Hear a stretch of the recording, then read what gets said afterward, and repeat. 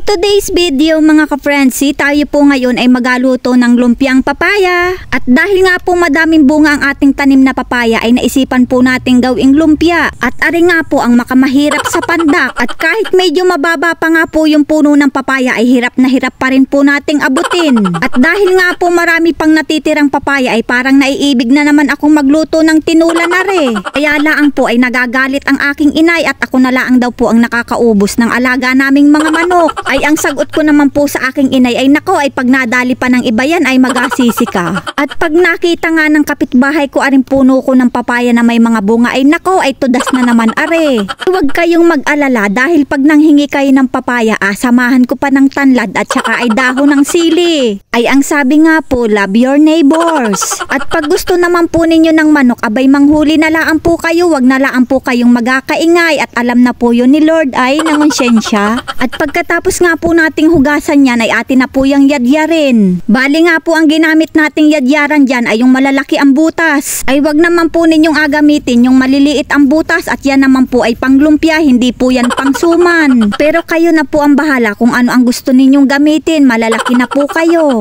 Ari nga pong lumpiang papayang alutuin nating ari ay pwede po aring pang ulam. Pero para po sa akin mas masarap po siyang pang merienda o kaya ay papakpapakin. At magsalang na nga po tayo ng mantika sa kawali para po ay maigisa na natin yung bawang po at saka ay sibuyas. At para nga po mas lalong maging mas malasa ang ating lumpiang papaya, ay lagyan po natin yan ng San Marino corn tuna. Pwede naman pong karne o kaya ay sardinas ang inyong ilagay dyan. At ilagay na nga po natin dyan yung ating niyadyad na papaya. At syempre, hindi mawawala ang ating oyster sauce. At lagyan din po natin yan ng kaunting paminta at saka po ay asin. At dahil nga po medyo nagatubig ang papaya ay wag na po natin lagyan yan ng tubig. At pagkahalo nga po natin yan ay takpan po muna natin hanggang sa maluto. At pagkatapos nga po ng ilang minuto ay ayan, luto na po yung ating niyadyad na ginisang papaya. At ilagay po muna natin yan sa isang lagayan at hayaan po muna nating lumamig. At pagkalamig nga po niyan mga ka-Frenzy ay pwede na po nating kainin yan, ay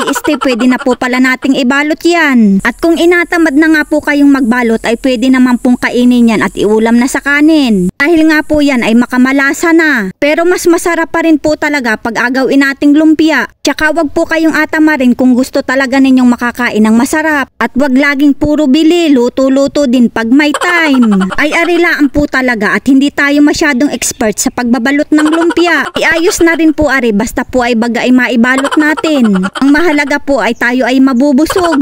Ay ang sabi nga po nila sa akin, bakit daw po ako'y kahit sakmal ng pagkain ay hindi ako masyado nataba. Ay syempre po pagkatapos nating kumain tayo naman po ay magakutingting ng ating mga halaman. Ay yung iba naman po pagkatapos kumain ay matulog ay talaga naman pong kayo'y mananaba pagkagayon. At isa lang na nga po natin yung ating lumpiang papaya. At ayan na nga po mabilis pa sa alas 4 luto na yung kabila ng ating lumpia. At atin na po yung baligtarin dahil nga po yan maya-maya ay luto na rin. At ayan na nga po yung ating maya-maya kaya ahunin na po natin yung ating lumpiang papaya. Ay nako ay pagkasarap na rin, dali ka sa akin mamaya. Isa lang naman po natin yung ating second batch. Ay sabi ko naman po sa inyo mabilis pa sa alas 4 ay luto na ang ating second batch. At atin na po uling ahunin yan. At dahil nga po yan ay lumpiang papaya ay ilagay po natin yan sa dahon ng papaya. At lagyan po natin yan ng pa-style ay kung sa mamahaling restaurant nga po yan ay plating. Dahil nga yan ay lumpiang papaya ay lagyan natin ng papaya. Ay ari po talaga ang makamasarap na sausawan na rin. Kaya ano pang inaintay, sakmalin na natin yan.